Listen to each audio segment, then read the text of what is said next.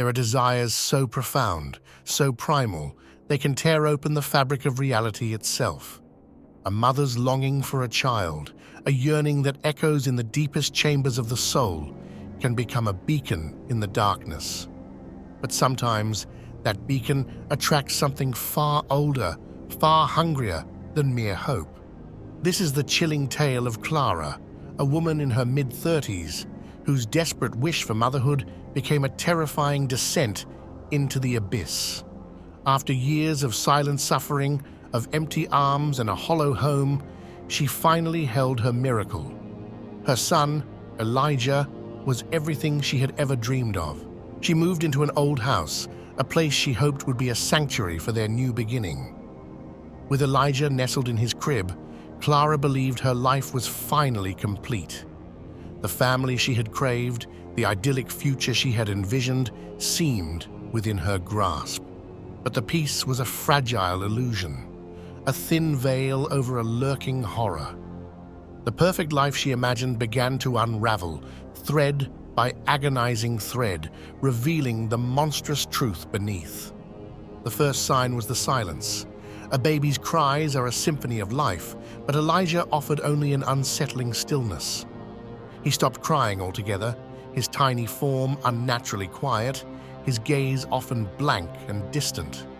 He refused to eat, his small body growing unnervingly still. Then came the whispers, the subtle shifts in the house. Toys would move on their own, a child's mobile spinning without a breeze, a rattle rolling across the floor.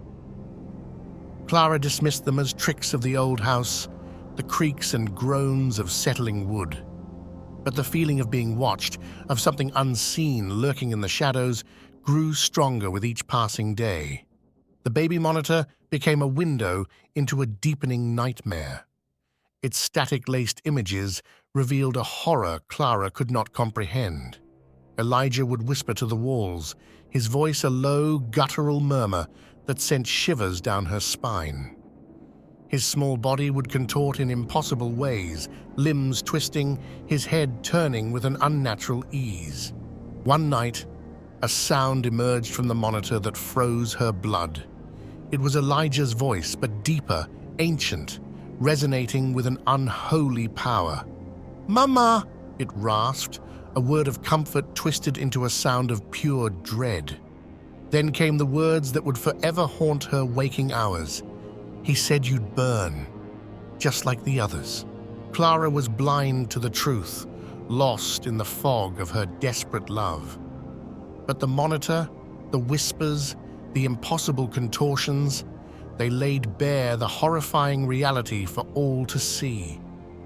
Elijah was not her son.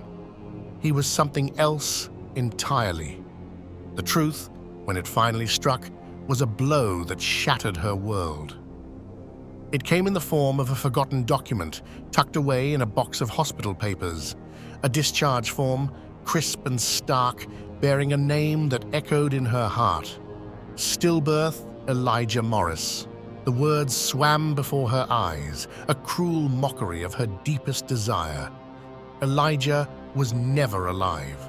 He had never drawn a breath, never cried his first cry. The child she had cradled, the son she had loved, was a phantom, a monstrous deception. He was a demonic entity, a being of pure malevolence that had answered her desperate plea. In her darkest hour, in the depths of her grief and longing, she had unknowingly opened a door.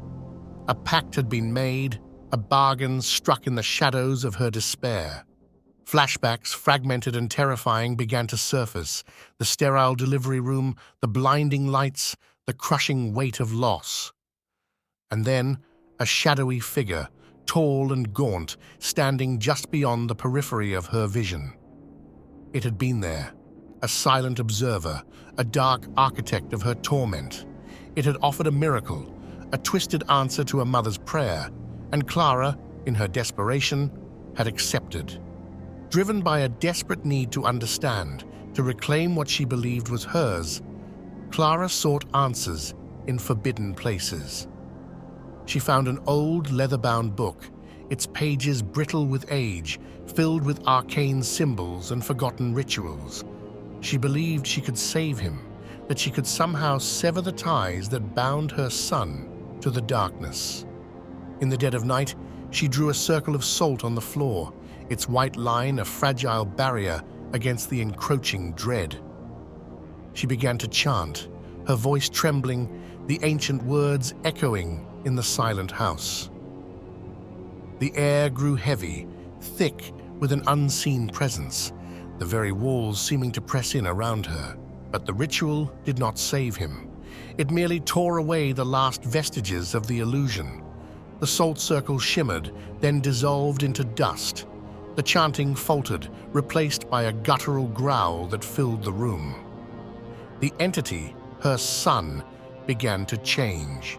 Elijah's small form twisted and stretched, bones cracking, skin tearing.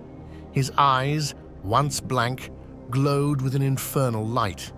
He was never her baby, never a child. He was a vessel, a temporary disguise for something ancient, something unspeakably evil. The transformation was complete, revealing a monstrous form that defied description, a creature of nightmare made flesh. Its voice, no longer a whisper, boomed through the house, a chilling declaration of ownership. "You gave me life, Mama!"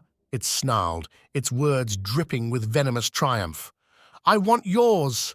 The screams that followed were swallowed by the night, lost in the inferno that consumed the old house. Flames devoured the wood, the memories, the very air that had once held Clara's desperate hope. When dawn broke, only ashes remained, a smoldering testament to a mother's terrifying sacrifice. But from the charred ruins, a sound emerged, faint at first, then growing clearer, the soft, innocent cooing of a baby. Unscathed, untouched by the raging fire, stood a single, ornate crib. Inside, a new infant lay, its tiny face serene, a chilling smile playing on its lips.